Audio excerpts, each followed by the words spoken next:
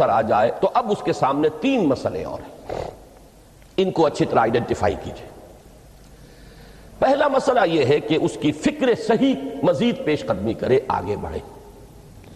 یہ تو اس کا سٹارٹنگ پوائنٹ تھا، رب کو پہچان لینا۔ ابھی تو اس سے آگے بڑھ کر اس فکر صحیح کو، بڑی بلندیوں کو چھونا ہے۔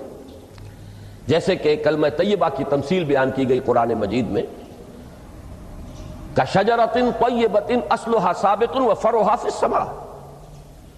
تو فکر انسانی کے لیے وہ اصل ثابت جمی ہوئی جڑ جو ہے وہ تو ہے معرفت رب، لیکن اب یہ فکر ترقی کرے گی، یہ نشو و نما پائے گی، یہ آگے بڑھے گی، اس کی شاخیں یہ آسمانوں سے بات کریں گی، آسمانوں کی بلندیوں کو چھوئیں گی۔ تو سب سے پہلا مسئلہ ہے فکر صحیح کی مزید پیش رفت، پیش قدمی۔ دوسرا مسئلہ انسان کا بہت بنیادی، عمل کی درستی، صحیح عمل۔ انسان اپنے نفس امارہ سے مغلوب ہو کر یا جذبات کی رو میں بہہ کر یا ماحول کے اثرات سے مرعوب ہو کر وہ کسی غلط رخ پر نہ پڑ جائے، تو اس کے عمل کو درست رکھنے کے لیے کوئی اسے سہارا درکار ہے۔ اور تیسری ضرورت اس کی، یہ میرے نزدیک اس دور میں سب سے زیادہ نگاہوں سے اوجھل ہو چکی ہے، یہاں تک کہ ہمارے بہت سے دینی حلقے بھی، خاص طور پر جو ریلیجس ایکٹیوسٹ شمار ہوتے ہیں، جو دین کی احیائی جد و جہد میں مصروف نظر آتے ہیں، تجدید دین، احیاء دین، غلبہ دین، اقامت دین، ان کی بھی ایک بہت بڑی محرومی ہے کہ وہ ایک تیسرے گوشے کو تقریباً نظر انداز کر رہے ہیں، اور وہ ہے روحانی ترقی۔ اس لیے کہ انسان کی اصل عظمت کی بنیاد تو وہ روح ہے جو اس میں پھونکی گئی، وَنَفَخْتُ فِيهِ مِن رُوحِي، جس کا تعلق ذات باری تعالیٰ کے ساتھ ہے۔ کم سے کم یہ تو ہر شخص مانے گا، کوئی بڑے سے بڑا ریشنلسٹ اور روحانیت کا منکر شخص وہ بھی یہ تو ماننے پر مجبور ہے کہ اللہ تعالیٰ نے اس کی جو نسبت اپنی طرف فرمائی ہے روحی، اس میں در حقیقت انسانی روح کی عظمت اور اس کی شرافت، اس کی بلندی اور اس کی بزرگی کی طرف اشارہ ہے۔ وَلَقَدْ آتَيْنَا لُقْمَانَ الْحِكْمَةَ أَنِ اشْكُرْ لِلَّهِ وَمَنْ يَشْكُرْ فَإِنَّمَا يَشْكُرُ لِنَفْسِهِ وَمَنْ كَفَرَ فَإِنَّ اللَّهَ غَنِيٌّ حَمِيدٌ۔ وَإِذْ قَالَ لُقْمَانُ لِابْنِهِ وَهُوَ يَعِظُهُ يَا بُنَيَّ لَا تُشْرِكْ بِاللَّهِ إِنَّ الشِّرْكَ لَظُلْمٌ عَظِيمٌ، إِلَى قَوْلِهِ یا بنی اقم الصلاة وأمر بالمعروف وانہ عن المنکر واصبر على ما أصابك ان ذلك من عزم الامور۔ وقال تبارک وتعالى اننی انا اللہ لا الہ الا انا فاعبدنی واقم الصلاة لذکری۔ صدق اللہ العظیم۔ محترم لطف الرحمان صاحب، ناظم قرآن کالج، محترم پروفیسر حافظ محمد فاضل صاحب، رئیس شعبہ عربی و اسلامیات، محترم میجر ریٹائرڈ فتح محمد صاحب، ناظم دارالمقامہ، اور عزیز طلبہ، میں سب سے پہلے تو آپ حضرات کو مبارکباد پیش کرتا ہوں کہ آپ نے یہ 2 روزہ صلاۃ کیمپ منعقد کیا۔ میں یہ سمجھتا ہوں کہ قرآن کالج کی یہ پہلی تقریب ہے کہ جو اس کے قیام کے مقصد کے ساتھ بڑی گہری ہم آہنگی رکھتی۔ پھر یہ کہ جس انداز میں اسے منظم کیا گیا ہے، اس میں خاص طور پر میجر صاحب کی جو فوجی تربیت ہے، اس کا جو عمل دخل مجھے نظر آیا ہے، تو میں اس پر بھی انہیں ہدیہ تحسین پیش کرتا ہوں، اور امید کرتا ہوں کہ آئندہ بھی دین کے جو اہم اور بنیادی موضوعات ہیں ان پر اسی طرح کے تربیتی کیمپ منعقد کرتے رہیں گے۔ میری گفتگو کا جو اس وقت عنوان معین ہے اور جو اس وقت آپ کے سامنے لکھا ہوا بھی ہے، فلسفہ دین میں نماز کی اہمیت۔ اس میں سب سے پہلے تو میں توجہ دلاؤں گا کہ لفظ فلسفہ اصلاً عربی کا ہے اور نہ ہی یہ قرآن حکیم کی اصطلاح ہے. یہ لفظ بھی اپنی اصل کے اعتبار سے یونانی ہے. فلسفی اگرچہ فلسفی عربی میں اب استعمال ہوتا ہے اور فلاسفہ اس کی جمع بھی ہوتی ہے، لیکن واقعتاً یہ عربی زبان کا لفظ نہیں ہے. اسی کی ایک مثال اور ہے تصوف. وہ بھی بظاہر تفاعل کے وزن پر خالص صیغہ معلوم ہوتا ہے عربی زبان کا، لیکن یہ بھی تھیوسوفی، یہ بھی در حقیقت یونانی الاصل لفظ ہے جس کی تعریف کی گئی ہے، اسے معرب بنا کر عربی کا جامہ پہنا دیا گیا ہے. فلسفے سے ہم جس علم یا جس شعبہ علم کو مراد لیتے ہیں، قرآن حکیم کی اصطلاح میں اس کے لیے لفظ حکمت ہے. اس کا مادہ ہا کاف میم، اور اس کا بنیادی مفہوم وہی ہے کہ جو اس سے جو ایک مشتق لفظ ہے استحکام، کسی شے کا مضبوط ہو جانا، پختہ ہو جانا، قوی ہو جانا، ایسی صلاحیت حاصل کر لینا کہ وہ اپنی حفاظت کر سکے، اپنے خلاف کسی بھی اقدام پر اپنا دفاع کر سکے. یہ ہا کاف میم کے مادے کا اصل مفہوم ہے. اور حکمت انسان کے فکر اور اس کے شعور کی پختگی کا نام ہے، اس لیے کہ انسان حیوانات سے ممیز کیا گیا ہے اگرچہ مختلف اعتبارات سے، لیکن یہ کہ اس میں سب سے اہم اعتبار یہ ہے کہ یہ حیوان عاقل ہے. اسی طریقے سے اسے حیوان ناطق کہا جاتا ہے، اور نطق اور عقل کا بڑا گہرا تعلق ہے اور ربط ہے، دونوں ایک دوسرے سے جڑے ہوئے. تو ہم کہیں گے شعور، عقل سے انسان کو شعور حاصل ہوتا ہے، اور نطق جو ہے اس کی بنیاد، اس کا سورس جو ہے وہ یہی شعور ہے.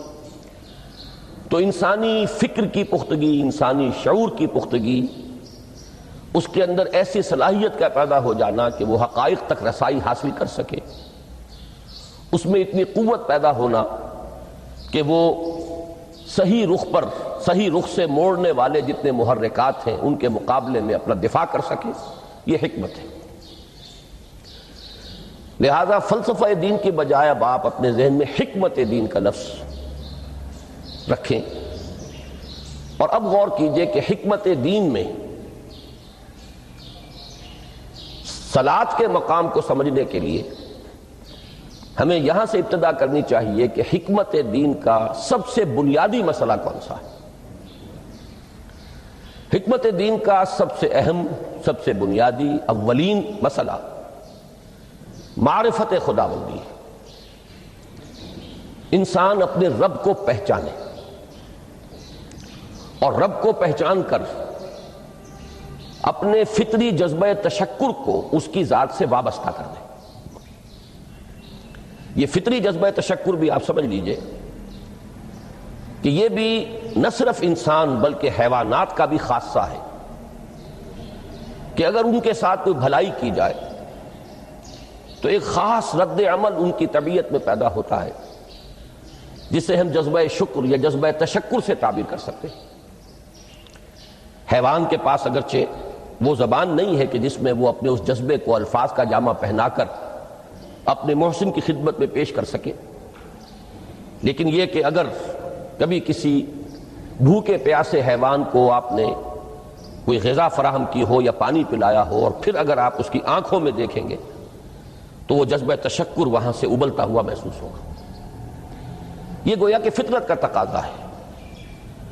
حیوانات سے بلندتر سطح پر انسان ہے تو فطرت انسانی کا بڑا اساسی اور بنیادی تقاضا ہے کہ وہ اپنے محسن کا شکر ادا کرے. جس نے بھی اس کے ساتھ کوئی بھلائی کی ہو، خیر کیا ہو، اس کی کوئی احتیاج پوری کی ہو، اس کی کوئی ضرورت پوری کی ہو، اس کا وہ شکر بجانا ہے. تو یہ فطری جذبہ تشکر جب تک عقل انسانی اپنے اصل محسن اور مربی کو نہیں پہچانتی تو یا تو یہ منتشر رہتا ہے یا بھٹکتا رہتا ہے. چنانچہ شرک کی جو ساری تاریخ ہے اس کا تجزیہ کریں گے تو بات یہی نظر آئے گی کہ اس جذبہ تشکر نے اپنے علم کی کوتاہی کی وجہ سے، اپنے فہم کی کوتاہی کی وجہ سے مختلف اشیاء کے ساتھ یا مظاہر قدرت کے ساتھ اپنے آپ کو منسلک کر لیا۔ مثلاً یہ کہ یہ بات غلط نہیں ہے کہ ہماری دنیا کا یہ سارا نظام جو ہے اس میں سورج کی حرارت کو بہت بڑا دخل حاصل ہے۔ ساری انرجی جو ہمارے پاس ہے اس کی سورس تو اصل میں وہ سولر انرجی ہے۔ لکڑی بھی آپ جلا کر اگر آگ کے ذریعے سے حرارت حاصل کرتے ہیں تو وہ بھی در حقیقت سورج ہی کی وہ حرارت تھی کہ جو اس لکڑی میں جذب ہوئی ہے، اس نے وہ صورت اختیار کی۔ فصلوں کو سورج پکاتا ہے، اس کی حرارت جو ہے وہی ان کے پکنے کا ذریعہ بنتی ہے۔ لہذا انسان نے یہ سمجھا کہ ہمارا سب سے بڑا محسن یہ ہے، لہذا اس کے آگے ہاتھ جوڑ دیے، اس کو سجدہ کیا، اسے معبود بنا لیا۔ اسی پر آپ قیاس کرتے چلے جائیے، جس چیز کے بارے میں احساس ہوا کہ اس کے ساتھ ہماری کوئی بھلائی وابستہ ہے، یہ ہمارے لیے کسی خیر کا ذریعہ ہے، اس کے سامنے انسان جھک گیا اور اس کے اظہار تشکر کے لیے اس نے مراسم عبودیت ایجاد کر لی۔ تو عقل انسانی کی اصل معراج یہ ہے کہ وہ اپنے اصل مربی کو پہچانے، اپنے اصل رب کی معرفت حاصل ہو جائے کہ یہ تمام مظاہر فطرت، مظاہر قدرت، اگرچہ یہ سب ہیں اس دنیا میں، اس کے نظام کو مختلف پہلوؤں سے ان کے ساتھ وابستہ کیا گیا ہے، لیکن یہ سب خود کسی اور کی ربوبیت کے مظہر ہیں۔ کوئی اور ہے جو ان سب کا خالق ہے، کوئی اور ہے کہ جس نے ان کے لیے یہ سارا نظام بنایا ہے۔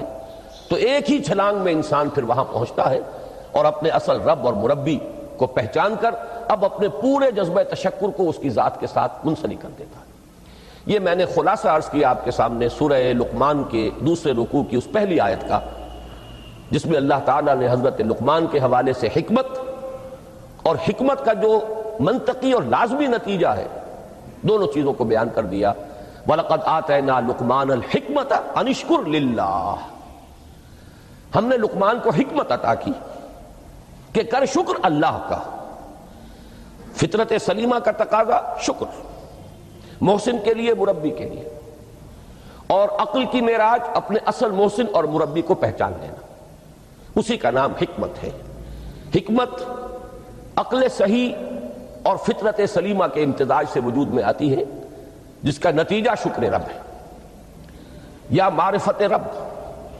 تو یوں سمجھئے کہ حکمت دین کا اساسی مسئلہ یہ، باقی سارے مسائل اب یہیں سے آگے چلیں گے۔ اس کے لیے یہ بات اگر آپ نے منتخب نصاب کے وہ اسباق پڑھ لیے ہوں تو یہ چیزیں سامنے آ چکی ہوں گی کہ اس کے لیے قرآن کا اسلوب یہ ہے کہ آیات کے حوالے سے انسان کے اندر معرفت رب کو جگایا جاتا ہے۔ میں نے جگانے کا لفظ استعمال کیا ہے کہ قرآن کی حکمت یہ ہے کہ رب کی معرفت فطرت انسانی میں موجود ہے لیکن سوئی ہوئی ہے، ڈورمنٹ ہے، اسے جگانا ہے، اسے ایکٹیویٹ کرنا ہے۔ اس کے لیے آیات آفاقی، ان فی خلق السماوات والارض واختلاف اللیل والنہار والفلک التی تجری فی البحر بما ینفع الناس الی آخر الآیہ۔ اسی طرح آیات انفسی وفی انفسکم افلا تبصرون، سنریہم آیاتنا فی الآفاق وفی انفسہم حتی یتبین لہم انہ الحق۔ لیکن ان آیات آفاقیہ کی طرف بھی صحیح نقطہ نظر سے متوجہ کرنے کے لیے اور انسان کے اندر کی اس سوئی ہوئی معرفت رب کو جگانے کے لیے سب سے زیادہ مؤثر آیات قرآنیہ ہیں، چونکہ یہ فطرت انسانی کے اندر کی ایک شے کو جگانے والی ہیں۔ یہی وجہ ہے کہ قرآن مجید اپنے آپ کو کہیں الذکر کہتا ہے، کہیں ذکرہ، کہیں تذکرہ۔ یہ تو یاد دہانی ہے، تمہارے اپنے اندر معرفت رب موجود تھی یا موجود ہے، لیکن یا تمہیں اس کا شعور نہ تھا، وہ تمہارے شعور کی سطح پر نہیں آئی تھی، یا یہ کہ آئی تھی لیکن پھر تم اسے بھول گئے ہو، ذہول کے پردے پڑ گئے۔ جیسا کہ علامہ اقبال نے کہا کہ کافر کی یہ پہچان کے آفاق میں گم ہے، تم پھر گم ہو گئے ہو۔ لہذا اس کو اجاگر کرنے کے لیے، تازہ کرنے کے لیے یہ آیات قرآنیہ ہیں، ان اندھیروں سے، گمشدگی کے اندھیروں سے نکالنے کے لیے، معرفت کی روشنی میں لانے کے لیے یہ آیات مبارکہ ہے۔ هو الذی ينزل على عبده آیات بینات لیخرجکم من الظلمات الی النور، اندھیروں سے نکال کر روشنی میں لانے کے لیے اللہ نے اپنے بندے پر صلی اللہ علیہ وسلم یہ آیات بینات نازل کی ہیں۔ لیکن اب اس سے اگلا قدم ہے، اور اصل میں وہ ہے جو میری گفتگو کا موضوع ہے اس وقت۔ اس کے لیے یہ تمہید ضروری تھی کہ حکمت قرآن کا اور حکمت دین کا اولین، اہم ترین، سب سے اساسی، سب سے بنیادی مسئلہ ہے معرفت رب۔ اگر اس مرحلے کو انسان طے کر لے اللہ کے فضل و کرم سے، اسے اللہ کی معرفت بھی حاصل ہو جائے اور سر آ جائے، تو اب اس کے سامنے تین مسئلے اور ہیں، ان کو اچھی طرح آئیڈینٹیفائی کیجئے۔ پہلا مسئلہ یہ ہے کہ اس کی فکر صحیح مزید پیش قدمی کرے، آگے بڑھے۔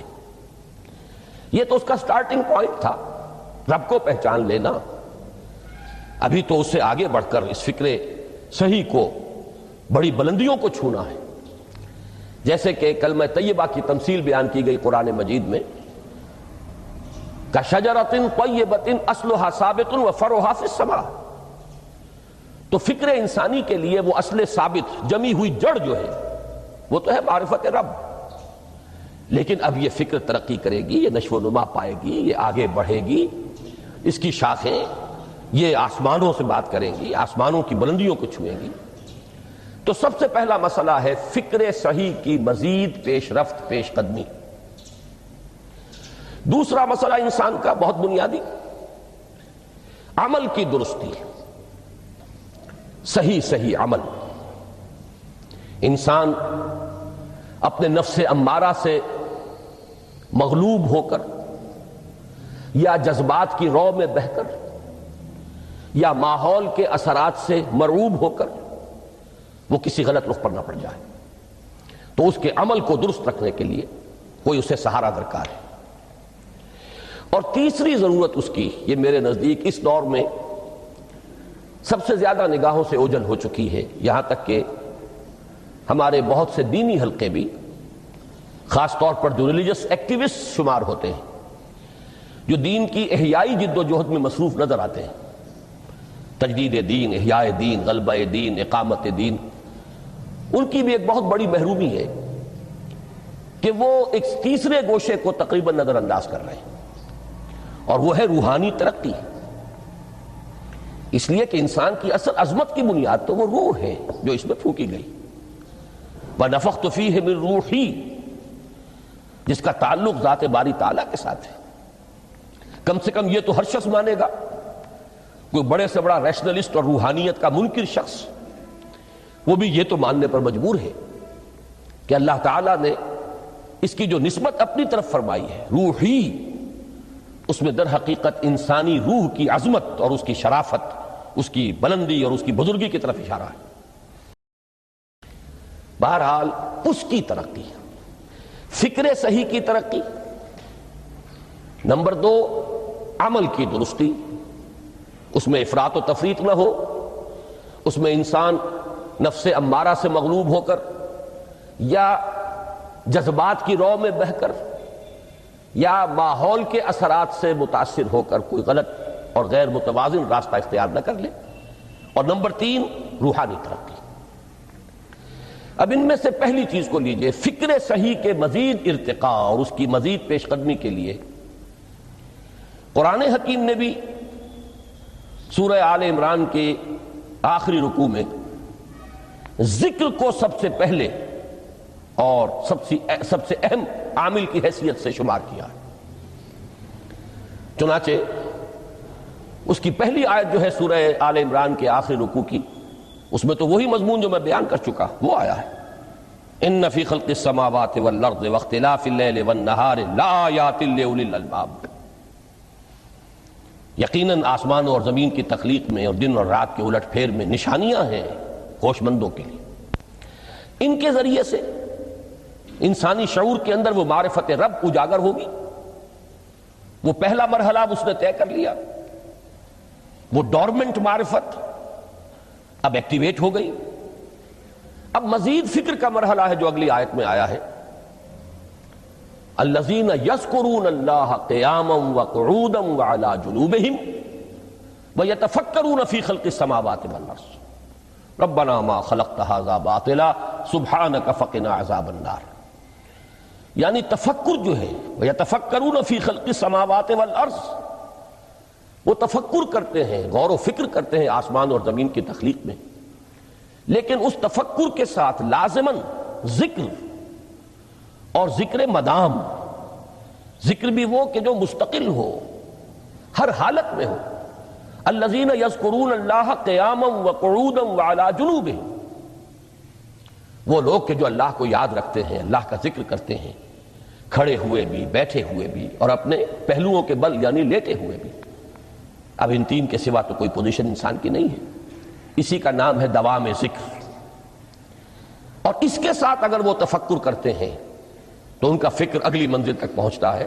میں اس پر زیادہ بحث اس وقت نہیں کروں گا، اس وقت میں نے چونکہ وہ تین باتیں بیان کی تھی، میں درجہ بدرجہ چاہتا ہوں کہ آگے بڑھوں اور ایک حد سے زیادہ کسی بھی مسئلے میں تجاوز نہ کروں۔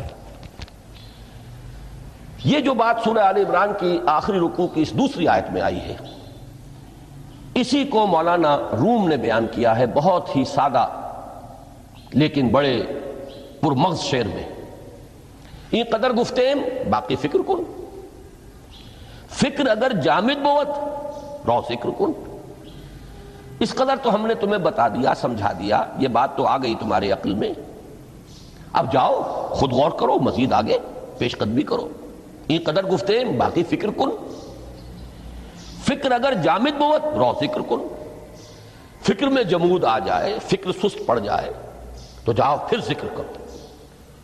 تو یہ ذکر اور فکر گویا کہ گاڑی کے دو پہیے ہیں کہ جن سے فکر انسانی صحیح رخ پر آگے بڑھے گا۔ اگر یہ ذکر ساتھ نہیں رہے گا تو فکر انسانی کج ہو جائے، تاثریا میرا دیوار کج، پھر وہ فکر جو ہے وہ بلندی کو کتنے ہی پہنچ جائے لیکن وہ ٹیڑھی بلندی ہوگی، وہ صراط مستقیم پر پیش قدمی کرنے والا فکر نہیں ہوگا۔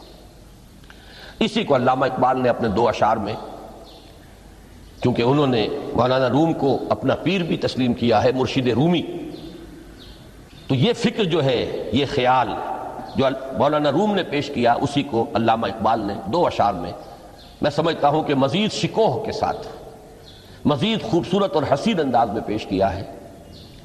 جز بقرآن زے غمی روباہی است، فقر قرآن اصل شاہنشاہی است۔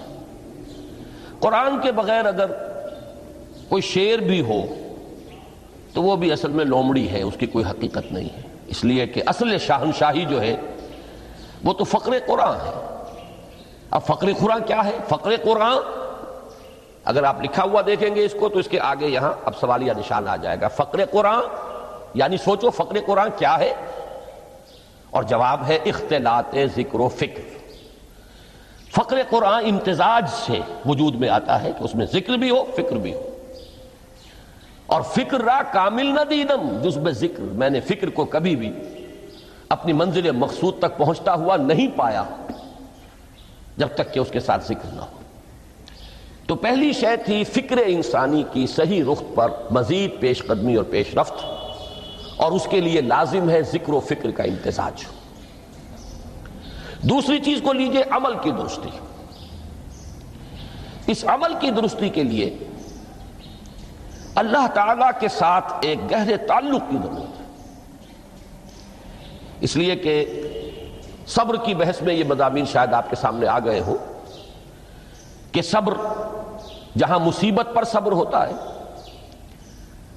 تکلیف پر صبر ہوتا ہے، اللہ کے احکام پر جمنا یہ بھی صبر ہے، نفس کی خواہشات کی باغ کو تھام کر رکھنا، کھینچ کر رکھنا یہ بھی صبر ہے، اور استقامت کسی شے پر قائم رہنا یہ بھی صبر ہے۔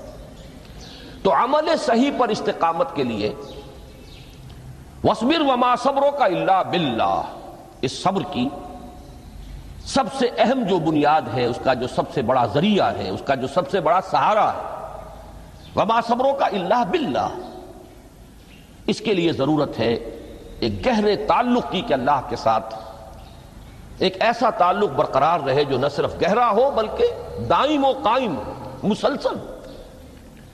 ذرا ظہول ہوگا تعلق مع اللہ میں ذرا کمی آئے گی، شیطان کا وار کاری ہو جائے گا۔ اسی کو حضور نے حدیث میں یوں تعبیر کیا ہے تمثیلاً کہ جو دل اللہ کی یاد سے غافل ہے اس پر، فارسی کا وہ مقولہ بھی ہے کہ خانہ خالی را دیو میں گیرت، گھر خالی رہے تو جنات اس پر دیو جو ہے آ کر قبضہ جما لیتے ہیں۔ تو خانہ قلب جو ہے اگر یاد خدا بندی سے خالی ہو گیا تو شیطان ابلیس لعین اپنی تھوتنی ٹکا دیتا ہے۔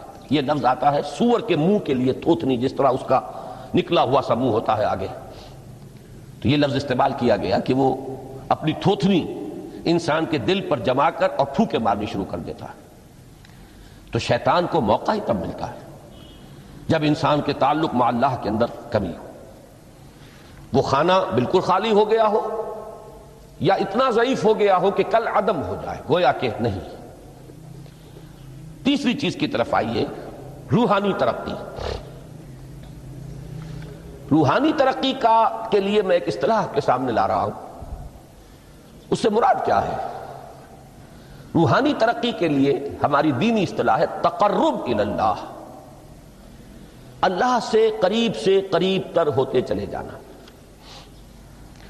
اس پر میرا ایک کتابچہ بھی ہے، تقرب الی اللہ کے دو مدارج، دو درجے، جو در حقیقت ایک حدیث نبوی علیہ الصلوۃ والسلام ہی پر مبنی ہے کہ حضور نے ایک درجہ قرار دیا ہے تقرب بالفرائض، فرائض کے ذریعے سے انسان اللہ کا قرب حاصل کرے۔ ایک ہے تقرب بالنوافل، نوافل کے ذریعے سے اللہ کا قرب حاصل کرے۔ ان میں کیا نسبت و تناسب ہے، اہمیت کے اعتبار سے کون بڑھ کر ہے، بلندی کے اعتبار سے کون بڑھ کر ہے، یہ تمام مسائل میں نے اپنی اس تقریر میں بیان کیے تھے جو اس کتابچے میں شائع ہوئی ہے۔ اس وقت میں اس کی تفصیل میں نہیں جا رہا، صرف یہ تذکرہ اس لیے کر رہا ہوں کہ جن کو بھی خواہش ہو جائے وہ اس کا مطالعہ کرے۔ ہماری اس وقت کی گفتگو سے وہ کتابچہ اس جگہ پر منسلک ہوگا۔ تو تقرب الی اللہ، یہ تقرب کوئی فزیکل فینومینن نہیں ہے، جسمانی یا مادی مسئلہ نہیں ہے۔ اللہ سے قرب یہ نہیں ہے کہ کوئی کروڑوں میل کا فاصلہ ہے، اب ہمیں کوئی رسی پر چڑھنا ہے اوپر بڑی محنت اور مشقت سے، فصل تو ہے ہی نہیں، فاصلہ ہے ہی نہیں، بعد ہے ہی نہیں۔ نحن اقرب الیہ من حبل الورید، ہم تو انسان سے اس کی شہرگ سے بھی زیادہ قریب ہیں۔ ہوا معکم اینما کنتم، وہ تو تمہارے ساتھ ہی ہوتا ہے جہاں کہیں بھی تم ہو، بس صرف یہ کہ تمہاری توجہ نہیں ہوتی، تم اور چیزوں میں مشغول و مصروف رہتے ہو، تم ہماری طرف دھیان ہی نہیں دیتے، تم ہماری طرف متوجہ ہی نہیں ہوتے۔ ہم تو مائل بے کرم ہے، کوئی سائل ہی نہیں، راہ دکھلائیں کسے رہنو منزل ہی نہیں۔ انسان جب متوجہ ہو جاتا ہے اور بڑھتا ہے، آگے پیش قدمی کرتا ہے روحانی اعتبار سے، تو یہ ہے در حقیقت تقرب الی اللہ، اور اسی کو ہم کہیں گے روحانی ترقی۔ اب ان تین چیزوں کو اگر آپ نے ذہن میں جما لیا، پھر میری بات کی ترتیب اس کو ذہن میں قائم کیجئے۔ ہم چلے کہاں سے؟ کہ دین کے ساتھ اصل مناسبت فلسفے کی نہیں، حکمت کی۔ نمبر 2، حکمت قرآنی کا پہلا اور اہم ترین اور بنیادی مسئلہ معرفت رب کا حصول ہے۔ اس کا نتیجہ شکر خداوندی ہے، اس کا ذریعہ آیات آفاقی، آیات انفسی، اور سب سے بڑھ کر آیات قرآنیہ ہیں جو الذکر ہے، جو تذکرہ ہے، جو ذکرہ ہے۔ لیکن اس پہلے مرحلے کو اگر کوئی انسان بفضل ہی تعالی، اللہ کے فضل و کرم سے طے کر لے، اب اس کے سامنے تین مسئلے، فکر کی مزید پیش رفت، مزید پیش قدمی صحیح رخ پر، اس کے لیے ذکر اور فکر دونوں کا امتزاج لازمی ہے۔ فقر قرآن اختلاط ذکر و فکر، الذین یذکرون اللہ قیاما وقعودا وعلی جنوبہم ویتفکرون فی خلق السماوات والارض۔ دوسری شے عمل کا درست رہنا، نہ افراط و تفریط ہو، عدم توازن ہو، نہ انسان نفس سے مغلوب ہو جائے، نہ انسان جذبات کی رو میں اندھا ہو جائے، نہ انسان ماحول سے مرعوب ہو کر متاثر ہو جائے، صحیح رخ پر اس کا عمل۔ نمبر 3، روحانی ترقی، جو اصل حاصل ہے، جو اصل مقصود ہے۔ نمبر 2 چیز کے لیے تعلق مع اللہ ضروری، نمبر 3 کے لیے تقرب الی اللہ ضروری۔ اب غور کیجئے، ان تینوں چیزوں کا بڑا گہرا تعلق ہے نماز کے ساتھ۔ ان تینوں کے لیے ستون کی حیثیت نماز کو ہے۔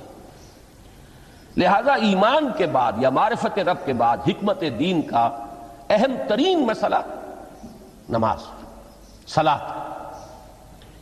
اس لیے کہ ایک طرف یہ انسان کو اللہ کے ساتھ ایک گہرے تعلق کا ذریعہ فراہم کرتی ہے۔ اپنے تمام مصروفیات میں سے، ان مشغولیتوں میں جن میں گم ہونے کا خدشہ ہوتا ہے، نکلو۔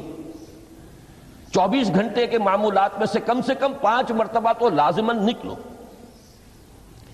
اور اپنے آپ کو ذرا، اپنے حواس کو بھی، اپنی باطنی کیفیات کو بھی ذرا تازہ کرو۔ اگر کوئی گندگی، نجاست، کسی طرح کی ناپاکی کا کوئی معاملہ ہے، طہارت حاصل کرو۔ طہارت سے تمہارے اندر روح کو بھی بالیدگی ہوگی، تمہارے حواس بھی تازہ ہوں گے، تم گویا کہ بحیثیت کل تمہاری ہستی چاق و چوبند ہو جائے گی۔ وہ کسل، وہ سستیاں، وہ جو ایک کثافتیں ہوتی ہیں، ان سب سے نجات حاصل کرو، اور اب اپنے رب کے حضور میں کھڑے ہو جاؤ۔ اس کے ساتھ اپنا عہد بھی تازہ کرو، اس کی اہم صفات کو بھی اپنے ذہن میں پھر مستحضر کرو۔ یہی وجہ ہے، دیکھیے میں نے جو آیات آپ کو شروع میں سنائی تھی، سورہ لقمان کی 2 آیتیں، پہلی آیت میں اس کا ترجمہ کر چکا، دوسری آیت وَلَقَدْ وَإِذْ قَالَ لُقْمَانُ لِابْنِهِ وَهُوَ يَعِظُهُ يَا بُنَيَّ لَا تُشْرِكْ بِاللَّهِ إِنَّ الشِّرْكَ لَظُلْمٌ عَظِيمٌ۔ اس کے بعد درمیان میں کچھ مضمون آ کر پھر وہ آیہ مبارکہ آئی، یا بنی اقم الصلاۃ وامر بالمعروف وانہی عن المنکر واصبر علی ما اصابک۔ گویا کہ اہم ترین چیز، بنیادی ترین چیز، اللہ کو محض پہچان لینا کافی نہیں ہے، یاد رکھنا ضروری ہے۔ اللہ یاد رہے گا تو فکر صحیح آگے بڑھے گا، اللہ یاد رہے گا اور اس کے ساتھ ایک گہرا تعلق جو ہے برقرار رہے گا تو عمل درست رہے گا۔ بالکل یہی بات سورہ طٰہٰ میں جو پہلی وحی حضرت موسیٰ علیہ السلام پر ہوئی، اور پہلا مخاطبہ ہے، چونکہ حضرت موسیٰ کو یہ انبیاء کرام کے مقدس گروہ میں ایک امتیازی حیثیت حاصل ہے کہ ان سے براہ راست گفتگو ہوئی ہے، اگرچہ صرف ایک پردہ تھا، اوٹ من ورائے حجاب گفتگو ہوئی ہے، لیکن یہ کہ کوئی فرشتے کا درمیانی جو ہے وہ لنک نہیں تھا، براہ راست اللہ تعالیٰ نے حضرت موسیٰ علیہ السلام سے کلام فرمایا۔ کلم اللہ موسیٰ تکلیما، موسیٰ سے تو اللہ نے کلام فرمایا جیسے کہ کلام کیا جاتا ہے۔ تو پہلا مخاطبہ ہے، یہ پہلا مکالمہ ہے، پہلی وحی کہیے، اسی میں یہ الفاظ بھی موجود ہیں، اننی انا اللہ لا الہ الا انا فاعبدنی واقم الصلاۃ لذکری۔ یہ گویا کہ حکمت قرآنی کا ایک بہت بڑا خزانہ ہے یہ آیت مبارکہ، کہ خود حضرت موسیٰ علیہ السلام کو جو ہدایت دی جا رہی ہے، میں ہوں، میں اللہ، اننی انا اللہ لا الہ الا انا، میرے سوا کوئی معبود نہیں، فاعبدنی، بس میری بندگی، میری عبادت، میری پرستش، میری محبت، اس کو اختیار کرو۔ وَأَقِمِ الصَّلَاةَ لِذِكْرِي، اور نماز کو قائم رکھو میری یاد کے لیے۔ بلکہ اسی سلسلہ کلام میں آگے چل کر سورہ طٰہٰ میں آتا ہے، کافی گفت و شنید کے بعد جب حضرت موسیٰ نے کچھ معذرت بھی کی، کچھ دعائیں بھی کی، اللہ نے ایک دعا قبول بھی کی کہ ان کے بھائی کو بھی شریک کر دیا، حضرت ہارون کو بھی۔ اس کے بعد پھر جب فرمایا کہ اب جاؤ فرعون کی طرف، تو اس میں فرمایا وَلَا تَنِيَا فِي ذِكْرِي، اور دیکھنا یہ جو عظیم مشن تمہارے کندھے پر آ گیا ہے، بڑا بھاری اور کٹھن ایک فرض ہے جو تم پر عائد ہو گیا ہے، اس کے لیے سب سے بڑی تمہارے پاس جو قوت کا ذریعہ ہے وہ نماز ہے۔ اقیم فَلَا تَنِيَا عَنْ ذِكْرِي، میری یاد میں کبھی غفلت نہ کرنا، اس میں کبھی کوئی کمی نہ آنے دینا۔ جیسا کہ میں نے عرض کیا تھا کہ جیسے ہی وہ تعلق جو ہے کمزور پڑتا ہے یا منقطع ہو جائے معاذ اللہ، تو پھر انسان گویا کہ شیطان کے لیے ایک لقمہ تر بن جاتا ہے۔ اب آپ غور کیجئے، تیسری شے تقرب الی اللہ، اس کے حوالے سے بھی جو فرائض اور نوافل کی بات ہے اس کو اس وقت ذہن سے نکال کر یہ سمجھیے کہ اس میں نماز کا کیا مقام ہے، اس لیے کہ نماز فرض بھی ہے، نماز نفل بھی ہے، وہ تو ان دونوں میں شریک ہو جائے گی۔ اب اس کو لفظ صلاۃ کے حوالے سے آپ ان دونوں چیزوں کو سمجھیے۔ صاد لام واو یا یہ چونکہ حروف علت ایک دوسرے سے بدلتے رہتے ہیں، یہ جو مادہ ہے اس کی جو خالص لغوی اصل ہے، جو خالص عربی زبان میں اس کا بنیادی مفہوم ہے، وہ آگ جلانا یا آگ تاپنا یا آگ سینکنا، حرارت حاصل کرنا۔ لہذا بار بار آتا ہے جہنم کے ذکر میں، اسلوہا، اب جلو اس میں، تاپو اس کو، یہ سینکے گی تمہیں۔ بلکہ تفتلون کا لفظ آیا ہے حضرت موسیٰ کے کلام میں، جب وہ گئے تھے کوہ طور پر، جب پہنچ گئے تو تھے آگ تک کی تلاش میں، لعلکم تفتلون، تو اپنے اہل خانہ سے یہی کہا تھا کہ مجھے کہیں وہ روشنی نظر آ رہی ہے، غالباً کوئی وہاں سے آگ مل سکے گی، ورنہ یہ کہ کوئی رہنمائی کو رستہ مجھے مل سکے گا، میں وہ آگ لے آؤں گا، کوئی چنگاری وہاں سے لے آؤں، لعلکم تفتلون، تاکہ تم، اب یہ اصطلاح در حقیقت باب افتعال ہے، اور یہ تے یہاں پر توئے کی شکل اختیار کر گئی، تا نے توبن کی صورت اختیار کی صاد کی وجہ سے۔ بہرحال اس کا سب سے بنیادی مفہوم جو ہے وہ ہے تاپنا، سکائی حاصل کرنا، حرارت۔ اس کے حوالے سے سمجھ لیجئے کہ سب سے بنیادی تعلق اس کا جو ہے وہ روح کے ساتھ ہے۔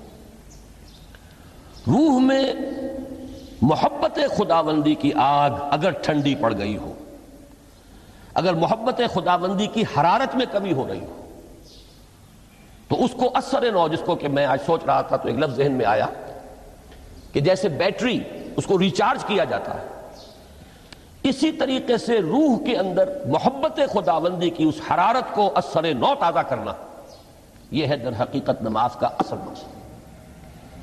اس لیے کہ اس لفظ کا بنیادی مفہوم، اصل لغوی مفہوم تو یہ، اگرچہ اس کا سب سے زیادہ کثرت سے جو استعمال ہوتا ہے، اور لفظ صلاۃ جس سے در حقیقت جس تصور پر مبنی ہے وہ ہے اقدام، کسی کی طرف متوجہ ہونا اور پھر دعا۔ صلاۃ کا سب سے قریبی مفہوم لفظی جب بیان کیا جائے گا، اس سے مراد، اس کے معنی، تو دعا اس میں اہم ترین ہے۔ کسی کی طرف توجہ کرنا، مناجات کرنا، گفتگو کرنا، مخاطبہ، مکالمہ، دعا، یہ در حقیقت صلاۃ کا سب سے بڑا اصطلاحی مفہوم ہے۔ لیکن جو اس کا مادہ ہے، صاد لام واو یا صاد لام یا، اس کا اصل مفہوم جو ہے وہ تاپنا، حرارت حاصل کرنا۔ تو ان دونوں کے حوالے سے عرض کر رہا ہوں، وہ تاپنا اور حرارت حاصل کرنا وہ ہے روح کے اعتبار سے۔ وہ جو کہا اقبال نے کہ بجھی عشق کی آگ اندھیر ہے، مسلمان نہیں راہ کا ڈھیر۔ یہ عشق کی آگ جب بجھ جاتی ہے، در حقیقت یہی تو انسان کی روحانی موت ہے۔ جب یہ نہ رہے تو چاہے منطق میں بہت انسان ماہر ہو، مجھے اقبال کا ایک شعر یاد آیا ہے تقابل کرتے ہوئے، ایک انسان محکوم اور ایک انسان حر، آزاد انسان، ان کی نفسیات میں جو بنیادی فرق علامہ اقبال نے مختلف مواقع پر بیان کیے ہیں۔ محکوم ہے بیگانہ اخلاص و مروت، ہر چند کے منطق کی دلیلوں میں ہے چالاک۔ تو منطق کی دلیلوں میں انسان چالاک ہو جائے اور وہ لغت ہائے حجازی کا وہ ایک خزانہ بن جائے، اسے تمام الفاظ کے معنی یاد ہو، وہ بڑے مسائل فقہ کے اسے ازبر ہو، جزیات، بے انتہا جزیات جو ہیں وہ مستحضر ہو، فلسفے کے بڑے بڑے مسئلے اس نے حل کر لیے ہوں، لیکن اگر روح میں وہ اللہ کی محبت کی آگ نہیں ہے، وہ تپش نہیں، بجھی عشق کی آگ اندھیر ہے، مسلمان نہیں راہ کا ڈھیر۔ اسی کے حوالے سے آج مجھے یاد آیا تھا کہ وہ جو بڑی سادہ سی ایک نظم ہے، اللہ تعالیٰ سے دعا، یا رب دل مسلم کو وہ زندہ تمنا دے، اس میں بھی جو الفاظ آئے ہیں، جو روح کو گرما دے اور قلب کو تڑپا دے، یہ ہے اصل جو مقصود ہے نماز کا۔ اور یہی وہ چیز ہے جیسا کہ میں نے عرض کیا تھا کہ نگاہوں سے اوجھل، یہ پہلو سامنے ہے ہی نہیں۔ دوسرا پہلو سامنے ہے، اور وہ بھی میرے نزدیک بہت اہم ہے، بہت بنیادی ہے، اس میں کوئی شک نہیں، لیکن یہ ہے بلند ترین منزل کہ تقرب الی اللہ، اس کے لیے در حقیقت یہ کس لیے درکار ہے؟ روح کے اندر عشق کی حرارت اور گرمی تازہ ہوتا ہے۔ بسا اوقات یہ اندر دب جاتی ہے، جیسے انگارہ ہوتا ہے آگ کا، اس کے اوپر خاک اور راکھ آ جاتی ہے، اندر کچھ ہوتی ہے۔ آگ دبی ہوئی سمجھ، آگ بجھی ہوئی نہ جان، اس دبی ہوئی آگ کو پھر ایک شعلہ بنانا، پھر اس کے اندر ایک حیات تازہ پیدا کرنا، یہ ہے نماز کا اہم ترین اور بلند ترین مقصد۔ لیکن اس کے ساتھ ہی اس نماز میں ذکر ہونا، اس کا یہ ذکر ہے، اور ذکر کی جب میں فہرست بیان کیا کرتا ہوں بہت سے حضرات کے سامنے ہوگا کہ ذکر کا در حقیقت مفہوم ہے استحضار اللہ فی القلب۔ ہمارے ہاں غلطی سے جو ذرائع ذکر ہیں انہیں ذکر قرار دے دیا گیا ہے۔ نماز ذکر نہیں ہے، نماز ذکر کا ذریعہ ہے۔ اقیم الصلاۃ لذکری، نماز قائم کرو میرے ذکر کے لیے۔ یہ اللہ اللہ کہنا یا ادعیہ معصورہ جو حضور صلی اللہ علیہ وسلم کی مسنون دعائیں ہیں، انہیں اپنے تمام معمولات دنیاوی کے ساتھ ساتھ ان دعاؤں کو بھی انسان پڑھتا رہے، اللہ سے دعا کرتا رہے، یہ تمام ذرائع ذکر ہیں۔ سبحان اللہ الحمدللہ الحمدللہ، اس کا آپ ورد کیجئے، یہ بھی ذریعہ ذکر ہے۔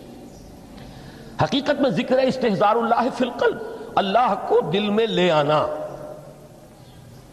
اللہ کو دل میں حاضر کر لینا، اصل میں تو ترجمہ ہوگا، لیکن حاضر جاننا، یہ کیفیت جو ہے انسان کو حاصل ہو جائے۔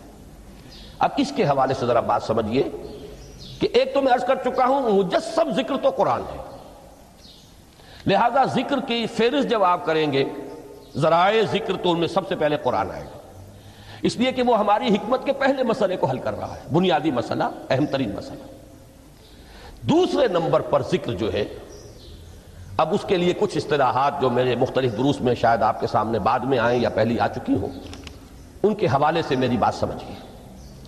ایک ذکر غیابی ہے، تھرڈ پرسن میں، صیغہ غائب میں اللہ کی یاد کرنا، اللہ اکبر اللہ اکبر اللہ اکبر۔ ابھی اللہ اکبر جو ہے یہ جملہ ایک اسمیہ خبریہ ہے، ایک حقیقت کی تکرار آپ کر رہے ہیں، اللہ سب سے بڑا ہے، اللہ سب سے بڑا ہے، سبحان اللہ سبحان اللہ سبحان اللہ۔ یہ در حقیقت ذکر غیابی ہے کہ آپ اس میں مخاطب نہیں ہیں اللہ سے، ایک ذکر خطابی کہیں یا ذکر حضوری کہیں، جس میں مکالمہ ہوتا ہے، جس میں گفتگو ہوتی ہے۔ تو نماز در حقیقت ذکر حضوری اور ذکر خطابی کی بلند ترین شکل ہے۔ اس لیے میں نے عرض کیا تھا کہ نماز کے لفظ یا صلاۃ کے لفظ، یہ اصطلاحی معنی جو اکثر و بیشتر کیے جاتے ہیں وہ ہے دعا، اور دعا میں ہوتا کیا ہے؟ مکالمہ ہے، مخاطب، اے اللہ، اے میرے رب، اے پروردگار۔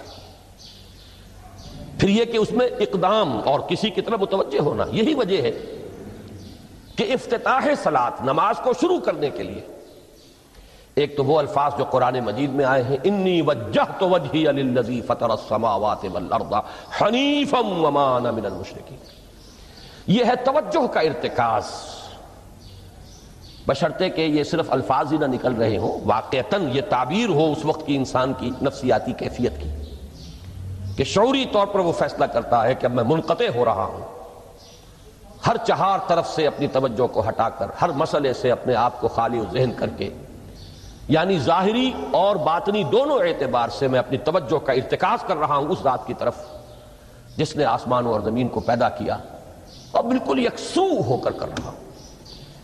انی وجہت وجہی للذی فطر السماوات والارض حنیفا وما انا من المشرکین۔ اور دوسری وہ جو دعا جس سے ہم افتتاح کرتے ہیں اپنی نماز کا، دیکھیں اس میں خطاب کا کس قدر اہتمام، وہاں سبحان اللہ نہیں ہے، سبحانک اللہم، پاک ہے تو اے رب ہمارے، وبحمدک وتبارک اسمک وتعالی جدک۔ اب آپ غور کر رہے ہیں، یہ ہے تخاطب، براہ راست مخاطب ہونا۔ یہ گویا کہ لب لباب میں آپ کے سامنے عرض کر رہا ہوں علامہ اقبال کے خطبے کا، دی میننگ آف پریئر ان اسلام۔ خطبات جو ہیں ان کے مشہور، ان میں غالباً یہ تیسرا یا چوتھا لیکچر ہے کہ اس میں تصور یہ دیا گیا ہے کہ دو ہی انائیں ہیں، ایک انائے کبیر اننی انا اللہ لا الہ الا انا، یہ وہ انائے کبیر ہے، انائے مطلق ہے، میں، بہت بڑی میں، جس کو کہ علامہ اقبال نے کہا دی بگ آئی ایم۔ یہ بگ آئی ایم جو ہے وہ سورہ طٰہٰ کی اس آیت میں ہے، اور میرے علم کی حد تک کوئی اور مقام نہیں ہے جس میں اس قدر جلال ہو۔ اللہ نے اس طور سے اپنی انانیت کبریٰ اور انانیت مطلقہ کا اظہار اس بلند آہنگ کے ساتھ کیا ہو، اننی انا اللہ لا الہ الا انا۔ وہ انائے کبیر اور یہ انائے صغیر، یہ انائے محدود، یہ چھوٹی سی ایک انا ہے میں، یہ میں ہوں۔ آپ جب کہتے ہیں میں، بڑی محدود سی ایک انا، دی فائنائٹ ایگو، انائے محدود اور انفائنائٹ ایگو۔ اور صلاۃ اصل میں کیا ہے؟ اس چھوٹی انا کا بڑی انا کے سامنے آ کر، روبرو ہو کر، وہ جو کبھی ٹیلی ویژن کا ایک پروگرام ہوا کرتا تھا، روبرو ہو کر خطاب۔ ایک ہے وہ صیغہ غائب میں تکرار، سبحان اللہ سبحان، وہ بھی بہت اہم ہے، اس کا اپنی جگہ پر فائدہ ہے، لیکن ہر شے کے درجے ہیں۔ اگر حفظ مراتب نہ کنی زندگی، اگر آپ ان کے درجوں کا علیحدہ علیحدہ لحاظ نہیں کریں گے تو غلط رخ پہ پڑ جائیں گے۔ تو یہ جو دو ذکر خطابی یا ذکر حضوری ہے، نماز اصل میں اس کی بلند ترین شکل ہے۔ یہی وجہ ہے کہ سبحانک اللہم وبحمدک وتبارک اسمک وتعالی جدک ولا الہ غیرک، اس کا کی جس قدر تکرار یہاں پر ہے، آپ نے غور کیا، اس میں خطاب ہے۔ یا پھر یہ کہ یہ کا کی اس طرح کی تکرار آپ کو دعائے قنوت میں ملے گی، اللہم انا نستعینک ونستغفرک ونؤمن بک ونتوکل علیک ونثنی علیک الخیر ونشکرک ولا نکفرک۔ اب یہ جو ہے یہ در حقیقت خطاب کا اندازہ ہے کہ براہ راست گفتگو ہو رہی ہے۔ تو سب سے پہلی بات تو یہ ہوئی کہ ذکر کی ایک شکل ہے ذکر غیابی، دوسری ذکر حضوری، اور ذکر حضوری یا ذکر خطابی کی بلند ترین منزل، بلند ترین اس کا ذریعہ نماز۔ اس کو ایک پہلو سے اور سمجھ لیجئے، سورہ فاتحہ جب پھر ہم پڑھتے ہیں، جسے الصلاۃ کہا گیا ہے، جو لب لباب ہے، خلاصہ ہے، اس میں پھر تدریجاً غیاب سے حضور کی طرف پیش قدمی ہوتی ہے۔ الحمدللہ رب العالمین الرحمن الرحیم مالک یوم الدین، یہ ذکر غیابی ہے، اس میں ابھی خطاب نہیں آیا۔ یہ وہی جملہ اسمیہ ہے، کل تعریف اس اللہ کے لیے ہے جو تمام جہانوں کا پروردگار ہے، مالک ہے، جو رحمان ہے، رحیم ہے، جزا و سزا کے دن کا مختار و مالک ہے۔ اب یہ غیاب سے حضور کی طرف، ایاک نعبد و ایاک نستعین اہدنا الصراط المستقیم، یہ ہے وہ۔ اب پہلے ایک معاہدہ ہے، ایک اقرار ہے، اعتراف ہے، وعدہ ہے، اور پھر دعا ہے، استدعا ہے۔ یہ ہے غیاب سے حضور کی طرف تدریجاً ارتقاء۔ یہی وجہ ہے، اب نوٹ کر لیجئے، وہ چھوٹی سی حدیث یہ بھولنی نہیں چاہیے، الصلاۃ معراج المومنین، اس لیے کہ مخاطبہ الہی براہ راست حضور کو جو حاصل ہوا وہ معراج میں ہوا ہے، التحیات کا مکالمہ وہی ہوا ہے۔ لہذا اس کو نوٹ کر لیجئے کہ باقی جو وحی ہوئی ہے حضرت جبرائیل کے ذریعے سے ہوئی ہے، یا کوئی الہام ہوا ہے حضور کے قلب مبارک پر کوئی شے القاء کی گئی ہے، تو وہ دوسری نوعیت کی وحی ہے۔ وہ جو مخاطبہ حضرت موسیٰ علیہ السلام کو وہ اس دنیا ہی میں حاصل ہوا ہے، کوہ طور کی بلندیوں پر، یہی ان کی امتیازی شان ہے، کلم اللہ موسیٰ تکلیما۔ یہ براہ راست مخاطبہ جو ہے یہ حضور صلی اللہ علیہ وسلم کو معراج کی شب یہ آپ کو حاصل ہوا، اور حضور نے اسی لیے نماز کو معراج المومنین قرار دیا، اس لیے کہ اس میں وہی براہ راست مخاطبہ اور مکالمہ اور وہی گفتگو ہے جو ہو رہی ہے۔ اس کے ضمن میں وہ حدیث، اب اس وقت شاید میرا وقت ختم ہونے کے قریب ہو، لیکن وہ حدیث جو اس اعتبار سے حدیث قدسی ہے، اگرچہ بعد میں اس کے جو مزید تفصیل ہے تو حضور صلی اللہ علیہ وسلم نے گویا کہ خود بیان کی ہے، لیکن مسلم شریف کی روایت ہے حضرت ابو ہریرہ رضی اللہ تعالی عنہ سے کہ حضور نے فرمایا یقول اللہ تعالی، اللہ یہ فرماتا ہے، اسی لیے اس کو حدیث قدسی کہیں گے، قسمت الصلاۃ بینی و بین عبدی نصفین، میں نے نماز کو اپنے اور اپنے بندے کے مابین آدھا آدھا تقسیم کر دیا ہے۔ اب یہاں تک تو جملہ ہے اللہ کا، یہ ہے حدیث قدسی۔ اب آگے جو ہے نریشن اس کی جو ہے حضور صلی اللہ علیہ وسلم کی جانب سے ہے، یعنی خبر دے رہے ہیں وہ اللہ کی طرف سے ہی، ویسے تو تمام احادیث ہی گویا کہ ہم سمجھتے ہیں انسپائرڈ تو اللہ کی طرف سے ہی، لیکن یہ کہ جہاں صراحت ہو کہ اللہ کہتا ہے وہ حدیث قدسی ہے۔ تو یقول اللہ تعالی قسمت الصلاۃ بینی و بین عبدی نصفین، یہاں تک تو حدیث قدسی ہے۔ اب دوسری عام حدیث ہے اذا قال العبد الحمد للہ رب العالمین یقول اللہ تعالی حمدنی عبدی،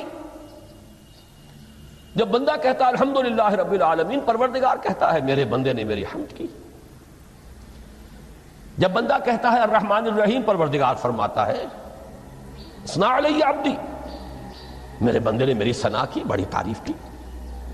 جب بندہ کہتا ہے مالک یوم الدین، اللہ فرماتا ہے مجدنی عبدی، میرے بندے نے میری بڑی بزرگی بیان کی ہے، تمجید کی ہے۔ پھر جب بندہ کہتا ہے ایاک نعبد و ایاک نستعین، اللہ فرماتا ہے ھذا ما بینی و بین عبدی ولعبدی ما سأل، یہ ہے میرے اور میرے بندے کے درمیان۔ یہ تو معاہدہ ہے نا، معاہدے میں تو دو فریق جکڑے جاتے ہیں، بند جاتے ہیں، یہ میرے اور میرے بندے کے درمیان ہے، اور میرے بندے نے جو طلب کیا میں نے دیا، اس لیے کہ اس میں طلب بھی تو ہے، ایاک نستعین، تیری مدد چاہتے ہیں، یہ طلب ہے، اسی کی شرح ہے جو اب آخری تین آیتیں ہیں، پروردگار ہم تیری مدد چاہتے ہیں، پروردگار ہم تیری ہی بندگی کرتے ہیں اور کریں گے، اور تیری ہی مدد چاہتے ہیں، چاہیں گے۔ اگر حال میں اس کا ترجمہ کریں گے زمانہ حال کے اعتبار سے، اس لیے کہ فعل مضارع میں تو دونوں موجود ہیں، شامل ہیں، تو یہ ایک اعتراف ہے، اظہار حال ہے۔ اللہ کرے کہ وہ واقعتاً صحیح اظہار حال ہو، ہم واقعی اللہ کی بندگی کرتے ہوئے یہ کہیں کہ ایاک نعبد، ورنہ اگر ہماری اصل صورتحال سے وہ مطابقت نہ رکھتا ہو تو پھر تو ایک طرح کا جھوٹ ہو جائے گا، غلط بیانی ہو جائے گی۔ ایاک نعبد، تیری ہی بندگی کرتے ہیں، اور مستقبل میں کیجئے، کریں گے، یہ ہے عہد، تیری ہی مدد چاہتے ہیں، تجھی سے مدد طلب کرتے ہیں، تجھی سے مدد چاہتے رہیں گے، اس کے لیے فرمایا وَلِعَبْدِ مَا سَأَلَ۔ اور پھر اس کے بعد وہ استدعا ہے اهدنا الصراط المستقیم صراط الذین انعمت علیہم غیر المغضوب علیہم ولا الضالین، اس حدیث میں اس کو ایک ہی جملے کو لیا گیا ہے، ایک ہی جملے کی حیثیت سے۔ جب بندہ یہ کہتا ہے تو اللہ فرماتا ہے ھذا لعبدی ولعبدی ما سأل، یہ خالص میرے بندے کے لیے ہے، اس بندے نے ایک درخواست پیش کی ہے اور میں نے گرانٹ کی، وہ اپلیکیشن، وہ ریکویسٹ گرانٹڈ ہم نے دے دی، ولعبدی ما سأل۔ یہ ہے اس کی تاثیر کا عالم، بشرطے کے معاملہ وہ شعور کے ساتھ، بشرطے کے مطابقت ہو ظاہر اور باطن کی، بشرطے کے مطابقت ہو قول اور فعل کی، تو اس کا اتنا اونچا مقام ہے کہ ایک ایک جملہ ادھر ادا ہوا، ادھر اللہ کی طرف سے ریسپانس مل رہی ہے۔ افلاک سے آتا ہے نالوں کا جواب آخر، اٹھتے ہیں حجاب آخر، کرتے ہیں خطاب آخر، یہ خطاب ہے، مخاطبہ ہے، مکالمہ ہے، یہ ہے اصل نماز، اسی لیے اسی کو کہا گیا نماز۔ البتہ اب اس سے آگے بڑھیے، ذکر کی ایک اور شکل بھی ہے، اور وہ ذکر عملی ہے۔ ایک تو ہم نے کہا اللہ اکبر، اللہ بہت بڑا ہے، سب سے بڑا ہے، یہ جیسا کہ میں نے عرض کیا ایک اعتبار سے تو ذکر غیابی ہو گیا، دوسرے یہ کہ یہ ایک فکری لسانی ذکر ہے، ہم نے کہہ دیا۔ ایک ہے اسی کے ساتھ ایک عملی ڈیمانسٹریشن، جب یہ کہتا ہوا انسان سیدھا سجدے میں گرتا ہے تو در حقیقت یہ اس اللہ اکبر کی تعمیل ہو رہی ہے۔ لہذا نماز میں جہاں ذکر غیابی بھی ہے، سورہ فاتحہ کی پہلی 3 آیات، جہاں الذکر کا حصہ بھی ہے، کچھ نہ کچھ قرآن آپ پڑھیں گے اس میں، پھر یہ کہ ذکر حضوری اور ذکر خطابی بھی ہے کہ آپ نے اللہ سے عہد و پیمان کیا، قول و قرار کیا، استدعا کی۔ اس کے ساتھ ہی ذکر عملی بھی ہے کہ جھکنا، اللہ کی تعظیم میں انسان جھکتا ہے۔ آپ اپنے کسی بزرگ سے جب ملاقات کرتے ہیں تو جھک کر سلام کرتے ہیں، تھوڑا سا جھکنا، زیادہ جھکنے کی تو اجازت نہیں ہے، لیکن یہ کہ تھوڑا سا خم آتا ہے، یہ بھی طبیعت کی بات ہے۔ میں سمجھتا ہوں فطرت میں جیسے شکر ہے ویسے ہی اس قدر تعظیم تو فطرت انسانی میں موجود ہے۔ آپ استاد کے سامنے آئیں گے، تھوڑا سا خم کھائیں گے، آپ اپنے کسی بڑے بزرگ رشتہ دار کس سے ملیں گے تو تھوڑا سا خم لا محالہ ہو جائے۔ یہ در حقیقت اس آپ کے فکر کی ایک عملی تعبیر، اس کا عملی مظہر ہے کہ آپ نے اس ہستی کی تعظیم کی ہے، اس کی عظمت کا اقرار اور اعتراف کیا ہے۔ یہی تعظیم ہے اللہ تعالیٰ کی کہ جس میں پہلا درجہ ہے رکوع، جھکے آپ، اللہ اکبر کہہ کر جھکے، اور اس کے بعد پھر اس کا جو آخری درجہ ہو سکتا ہے وہ سجدہ ہے، جس میں کہ انسان نے جب اپنی پیشانی زمین پر ٹکا دی تو گویا کہ اس نے اپنی انانیت سے، اگر یہ شعور کے ساتھ ہوا ہو تب میں بات کہہ رہا ہوں، تو گویا کہ اس نے اپنی انانیت سے کامل دستبرداری اختیار کر کے اور اپنے آپ کو اپنے رب کے قدموں میں ڈال دیا۔ یہی وجہ ہے کہ حضور نے اس کو تعبیر فرمایا ہے کہ جب سجدہ کرو تو یوں محسوس کرو کہ تم نے اپنا سر اپنے رب کے قدموں میں رکھ دیا۔ یہ کیفیت ہونی چاہیے۔ اور چونکہ میں نے ابھی عرض کیا کہ یہ در حقیقت انسان کی انانیت، میں، میری مرضی، میری خواہش، میری پسند، میری عقل، میری منطق، میرا چوائس، میرا اختیار، یہ سب چیزیں ہی تو در حقیقت جو ہمارے اندر ایک مضمر ہے شیطنت، اس شیطنت کا مظہر یہی تو ہے۔ جب اس کو انسان اپنے ہاتھوں اپنے رب کے قدموں میں رکھ دیتا ہے تو در حقیقت اسی لیے اس کو تعبیر کیا گیا کہ اقرب ما یکون العبد الی ربہ فی السجود، بندہ اپنے رب سے قریب ترین جو ہوتا ہے وہ سجدے میں ہوتا ہے، بشرطے کہ وہ سجدہ واقعی سجدہ۔ اس میں حقیقت یہ ہے کہ اقبال کا وہ شعر بڑی صحیح تعبیر ہے، وہ سجدہ روح زمین جس سے کانپ جاتی تھی،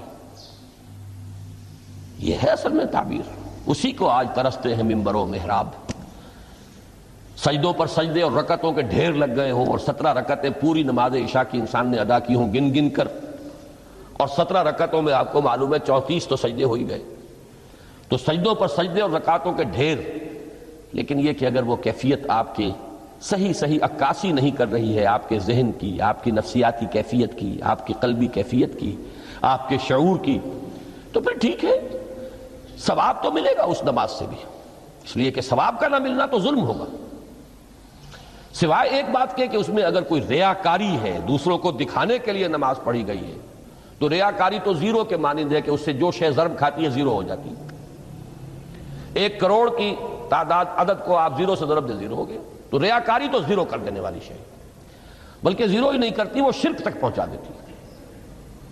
من صلی یرائی فقد اشرکا ومن صام یرائی فقد اشرکا ومن تصدق یرائی فقد اشرکا، جس نے دکھانے کے لیے نماز پڑھی اس نے شرک کیا، جس نے دکھانے کے لیے روزہ رکھا اس نے شرک کیا، جس نے دکھانے کے لیے صدقہ خیرات کیا اس نے شرک کیا۔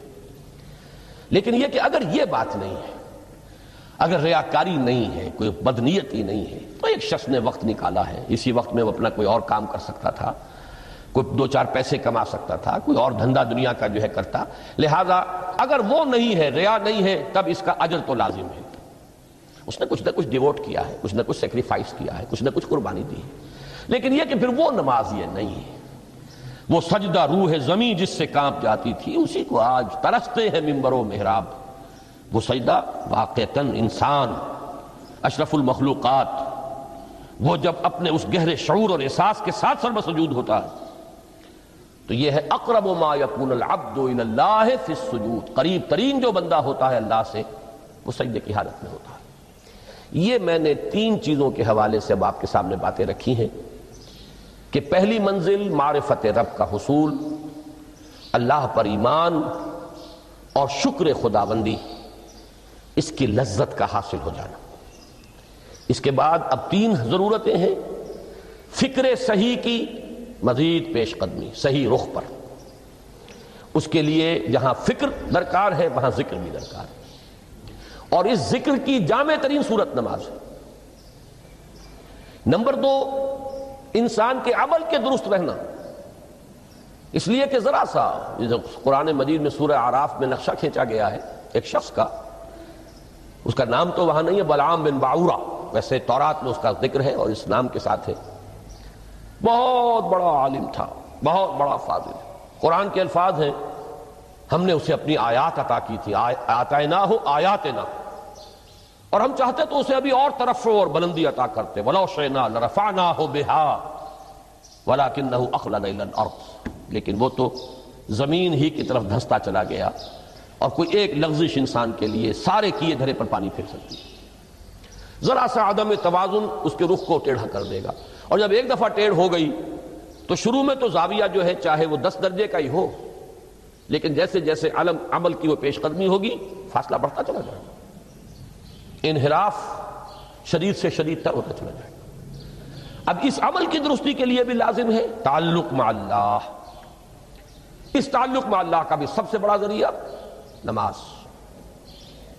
تیسری چیز روحانی بالیدگی، روحانی ترقی، تقرب الی اللہ، اس کے لیے اس اعتبار سے بھی کہ توجہ الی اللہ، ارتکاز توجہ اللہ کی طرف، انی وجہت وجہی للذی فطر السماوات والارض حنیفا وما انا من المشرکین، اور اس اعتبار سے بھی کہ اسی کے ذریعے سے وہ عشق کی بجھتی ہوئی چنگاری کو پھر بھڑکایا جا سکتا ہے، جو خاک میں دب گئی ہو، اللہ کی محبت کی وہ حرارت جو ہے اگر اس میں کچھ کمی آ گئی ہے تو اس کو جھاڑ کر، راکھ کو ہٹا کر اثر نو ایک حرارت پیدا کرنا، یہی وجہ ہے کہ نماز، صلاۃ جس مادے سے ماخوذ ہے اس کا بنیادی مفہوم یہی ہے، تاپنا، حرارت حاصل کرنا، آگ جلانا، آگ روشن کرنا۔ تو فلسفہ دین جس کے لیے صحیح لفظ ہے حکمت دین، اس کے اعتبار سے تو میری یہ گفتگو ہے۔ باقی ہے کہ نظام دین میں 3 اعتبارات سے پھر نماز کی اہمیت آئے گی۔ نظام دین میں سب سے پہلے انفرادی سیرت کی تعمیر، ثانیاً معاشرے کی تنظیم،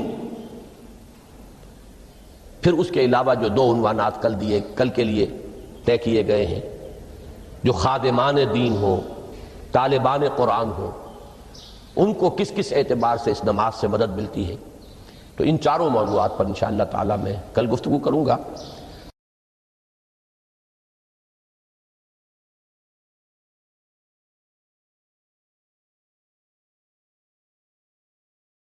نے 1937 میں جب پہلی مرتبہ ہندوستان میں انگریزوں نے ہمیں کچھ تھوڑی سی سیلف گورنمنٹ دینی شروع کی تھی، 35 کا ایکٹ جو ہے گورنمنٹ آف انڈیا ایکٹ 1935، اس کے نتیجے میں پھر الیکشنز ہوئے سن 36 میں، اور پھر وزارتیں بنی اور پورے ہندوستان میں کانگریس کی وزارت۔ ہریجن میں مقالہ لکھا گاندھی نے اور اپنے ان وزیروں کو کہا، ہدایت کی کہ ابو بکر اور عمر کے ماڈل کو سامنے رکھنا، میں تمہارے سامنے ابو بکر اور عمر کی مثال پیش کروں۔ مجھے ایک واقعہ اور یاد آیا ہے، یہ تو چیز چھپی ہوئی ہے، ہریجن کا مقالہ ہے، اس کو تو کوئی شخص ویریفائی کر سکتا ہے۔ ایک واقعہ جو ہے یہ ایک روایت ہے، میں جب پہلی مرتبہ حیدرآباد دکن گیا تھا، یہ آج سے کوئی 10 سال پہلے کی بات ہے، وہاں ایک مولانا ابوالکلام آزاد انسٹیٹیوٹ ہے، اس میں میری ایک تقریر تھی، کھچا کھچ بھرا ہوا ہال۔ ایک صاحب جو گورنر رہے تھے، پرانے کانگریسی، بوڑھے 80 برس کی عمر کے گورنر رہے تھے بہار کے، بھی نام مجھے اس وقت ذہن سے اتر گیا ہے، وہ ان کی صدارت تھی۔ وہاں میں نے تقریر کی مولانا ابوالکلام آزاد مرحوم کے ایک زندگی کے بارے میں، اب اس کا تفصیل میں یہاں بیان نہیں کروں گا۔ تو ایک صاحب جو وہاں ریٹائر ہوئے تھے عثمانیہ یونیورسٹی سے as head of the political science department, وہ مجھ سے ملے۔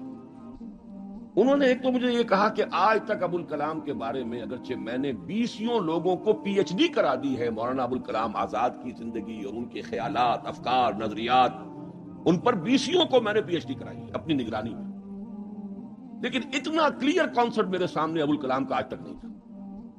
اور وہ 2 جملے میں بیان کر دیتا ہوں۔ میں نے یہ کہا کہ ابوالکلام کی زندگی کے 2 دور تھے، 1912 سے لے کر کا اور 1920 تک کا ابوالکلام، یہ تسلسل تھا تحریک شہیدین کا، سید احمد بریلوی رحمۃ اللہ علیہ اور شاہ اسماعیل شہید رحمہ اللہ، ان کی جو تحریک جہاد تھی اس کا معنوی تسلسل ہے ابو الکلام الہلال اور البلاغ والا ابو الکلام۔ لیکن پھر 1920 میں اس نے ہمت ہار دی، ماحول سے تعاون نہیں ملا، مخالفت ہوئی علماء کی طرف سے، اس کھاتے کو بند کر کے حزب اللہ کا کھاتا، حکومت الہیہ کے قیام کی جد و جہد، یہ چیپٹر کلوز کیا ابو الکلام۔ 1920 سے لے کر اور پھر 1958 تک، اپنے انتقال تک کا یہ جو دور ہے ابو الکلام کا، یہ ہے 1857 کی جنگ آزادی کا تسلسل۔ اگر آپ کے ذہن میں اپنی پچھلی صدی کی یہ دو تحریکیں ہوں، 1930 کی جو تحریک تھی 1830 کی، 1826 سے لے کر 1831 میں پھر شہادت ہوئی ہے بالا کوٹ میں، یہ جو تحریک تھی اس کا تسلسل ہے الہلال اور البلاغ والا ابو الکلام۔ 1857 میں جنگ آزادی تھی، انگریز کے خلاف بغاوت، اسے غدر کہتے تھے، اب جنگ آزادی کہتے ہیں۔ انگریزی دور میں ہم نے جب تاریخ پڑھی تھی تو وہ غدر کے نام سے تھی، اس میں ہندو اور مسلمان دونوں شریک تھے، متحدہ جد و جہد تھی انگریز سے نجات پانے کی۔ تو ابو الکلام کی 1920 کے بعد سے لے کر باقی زندگی جو ہے وہ در حقیقت مانوی تسلسل ہے اس جنگ آزادی کا جو 1857 میں لڑی گئی اور ناکام ہو گئی۔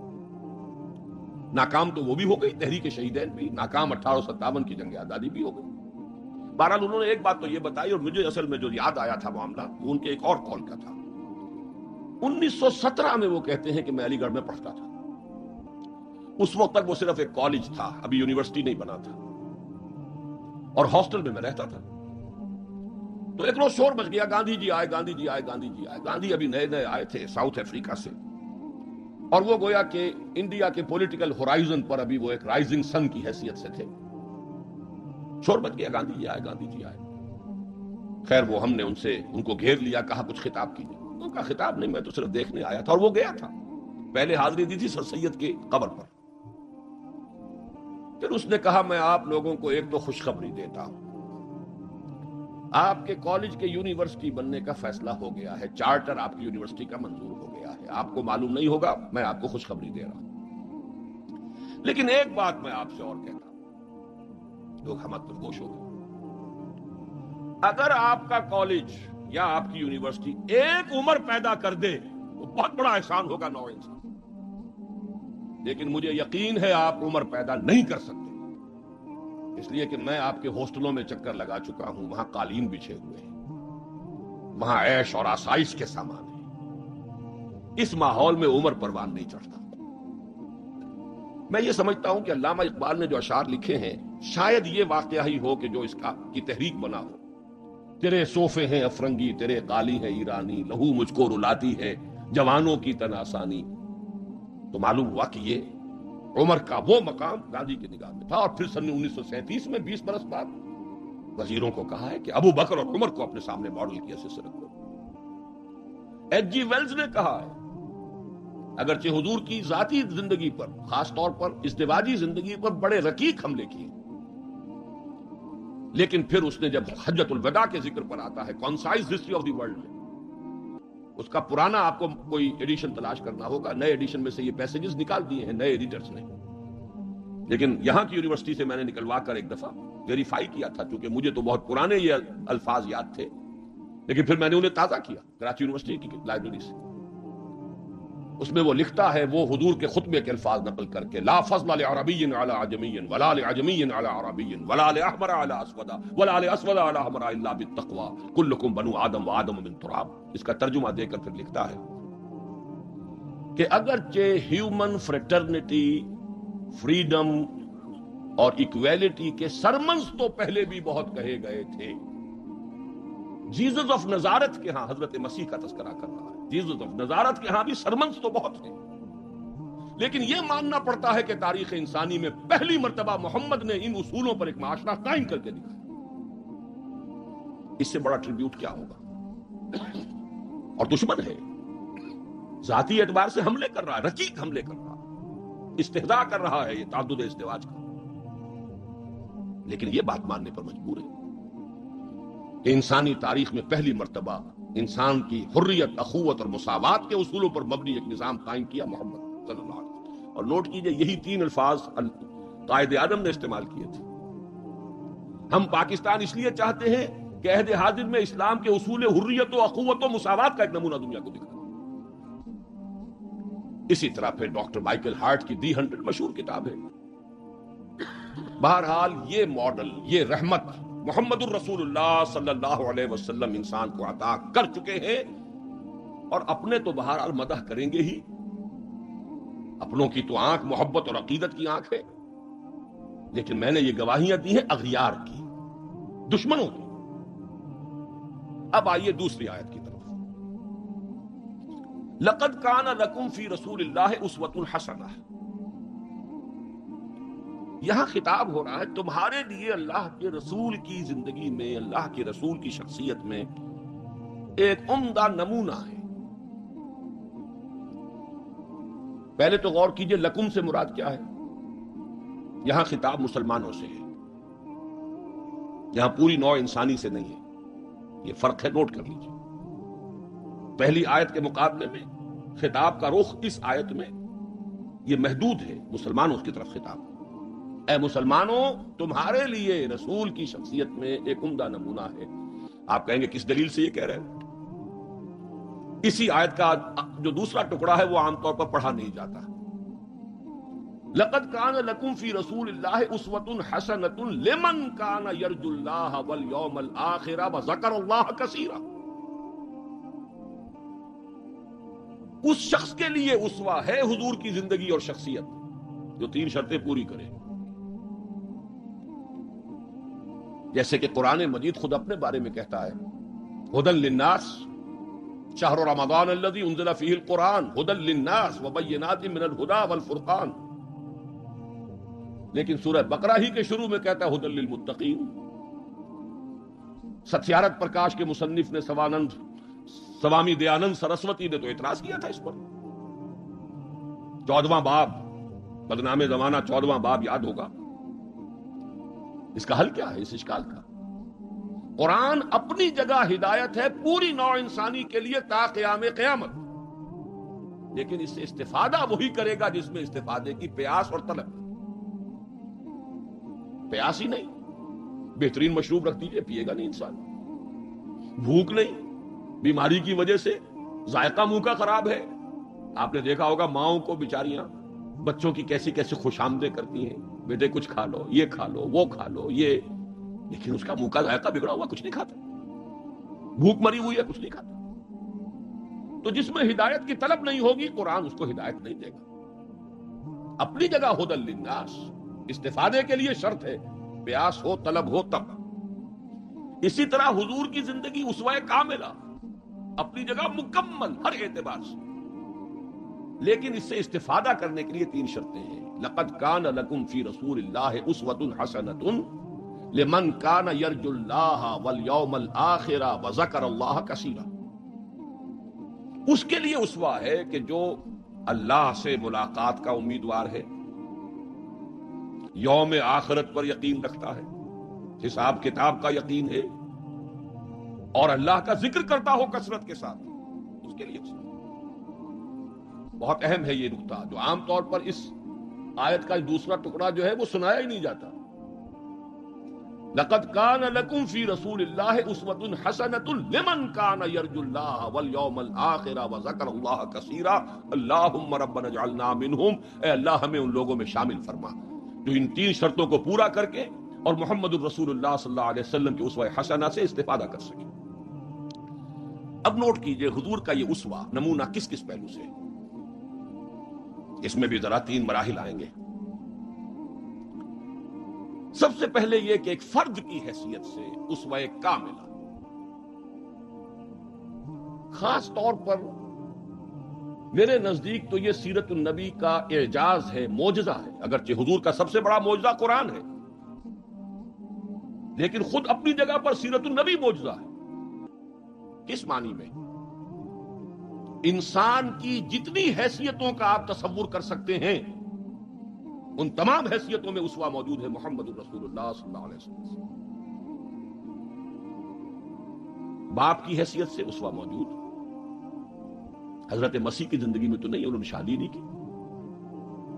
شوہر کی حیثیت سے اسوہ موجود، خسر کی حیثیت سے اسوہ موجود، حضرت علی کے خسر ہے کہ نہیں، حضرت عثمان کے خسر ہے یا نہیں؟ داماد کی حیثیت سے اسوہ موجود، حضرت ابوبکر حضرت عمر کے داماد ہے کہ نہیں؟ پھر ذرا غور کیجئے، داعی کی حیثیت سے اسوہ، مبلغ کی حیثیت سے اسوہ، معلم کی حیثیت سے اسوہ، مربی اور مزکی کی حیثیت سے اسوہ، امام مسجد کے اعتبار سے اسوہ، خطیب مسجد کے اعتبار سے اسوہ، پھر میدان جنگ میں سپہ سالار کی حیثیت سے اسوہ، قاضی القضات کی حیثیت سے اسوہ، اور صدر مملکت کی حیثیت سے اسوہ۔ کون سی زندگی کا گوشہ رہ گیا؟ اتنی گمبھیر زندگی کا واقعہ یہ ہے کہ کوئی اور دنیا میں مثال آپ نہیں دے سکتے، اتنی جامع زندگی۔ یہی بات ہے جو ڈاکٹر مائیکل ہارٹ نے تو یہی بات تو کہی ہے، he is the only person supremely successful in both the religious and secular fields۔ باقی عظیم شخصیتیں ایسی ہیں یا مذہب و اخلاق اور روحانیت کے میدان میں بلند نظر آئیں گی تو دنیا اور سیاست اور مملکت اور ریاست اور سپہ سالاری میں زیرو۔ گوتم بدھ کا ادھر اونچا مقام ہے، ادھر زیرو۔ حضرت مسیح کا ادھر اونچا مقام، ادھر زیرو۔ حضرت مسیح ابھی آئیں گے، دوسرا میدان بھی، اس میں بھی ان کی جولانیاں ہوں گی، لیکن اس وقت تک دنیا جس مسیح سے واقف ہے ان کی زندگی میں تو دوسرا کھاتا ہی نہیں ہے، کھانا کھلا ہی نہیں۔ اور ادھر آئیے، سکندر اعظم کہاں میکڈونیا سے چلا ہے اور بیاس تک پہنچ گیا ہے 3 سال کے اندر اندر، لیکن روحانیت اور مذہب اور اخلاق کے معاملے میں زیرو سے کام نہیں چلتا، کوئی مائنس ویلیو لانی پڑے گی۔ اسی طرح اٹیلا، اسی طرح چنگیز خان۔ ایک ہی شخصیت ہے، the only person supremely successful in both the fields, گویا کہ ہر اعتبار سے اسوہ کاملہ۔ یہاں بھی ایک نقطہ ذرا سی ڈائگریشن ہے، ایک پہلو ایسا ہے انسانی زندگی کا جس میں حضور اس کا کی شخصیت یا آپ کی سیرت اسوہ نہیں ہے۔ آدمی چونک جائے گا، اسے شاید توہین پر محمول کرے، لیکن ہے۔ اور وہ شخصیت کا پہلو ہے ایک عورت کی حیثیت سے، بیوی کے لیے اسوہ، ماں کے لیے اسوہ، کہاں سے آئے گا؟ آخر آدھی انسانیت ہے، نصف بہتر حیات آپ تو کہتے ہیں، دی بیٹر ہاف، اس کے لیے اسوہ، اس کی نسوانی زندگی کے اعتبار سے اسوہ کا۔ دیکھیے یہی نقطہ ہے، نوٹ کر لیجئے، دل پر لکھ لیجئے۔ یہی وجہ ہے کہ جس سورہ مبارکہ میں یہ آیت آئی ہے لَقَدْ كَانَ لَكُمْ فِي رَسُولِ اللَّهِ أُسْوَةٌ حَسَنَةٌ، اسی میں فرمایا گیا اے نبی کی بیویوں تمہیں اسوہ بننا ہے پوری نوع انسانی۔ یا نساء النبی لستن کاحد من النساء، اے نبی کی بیویوں تم عام عورتوں کے مانند نہیں۔ نبی کی زندگی میں جو خلا ہے، اس لیے کہ وہ مرد ہے، اسوہ کے اعتبار سے جو خلا رہ گیا ہے اسے تمہیں پر کرنا ہے۔ انما یرید اللہ لیذھب عنکم الرجس اہل البیت ویطہرکم تطہیرا، اللہ چاہتا ہے کہ تم سے ہر طرح کی گندگی آلائش کو خوب دھو کر پاک کر دے، تطہیر، جتنا کہ تطہیر کا حق ہے بتمام و کمال تمہاری شخصیتوں میں پورا ہو جائے، اس لیے کہ تم پوری امت کے لیے، نوع انسانی کے لیے اسوہ کی وہ کمی کہ جو سیرت محمدی میں ہے صلی اللہ علیہ وسلم، اس خلا کو پر کرنے والی بنو گی۔ بہرحال انفرادی حیثیت میں گمبھیر ترین اسوہ حضور کی زندگی میں موجود ہے۔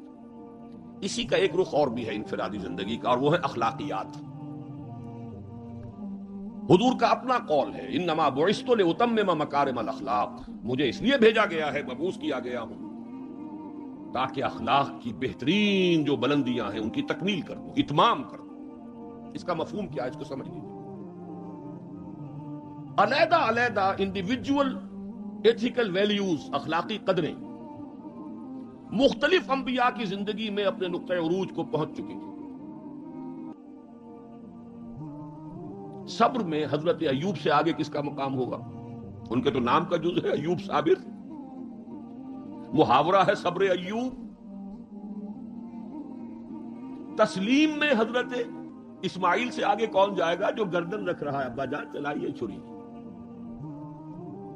ستجدنی انشاءاللہ من الصابرین۔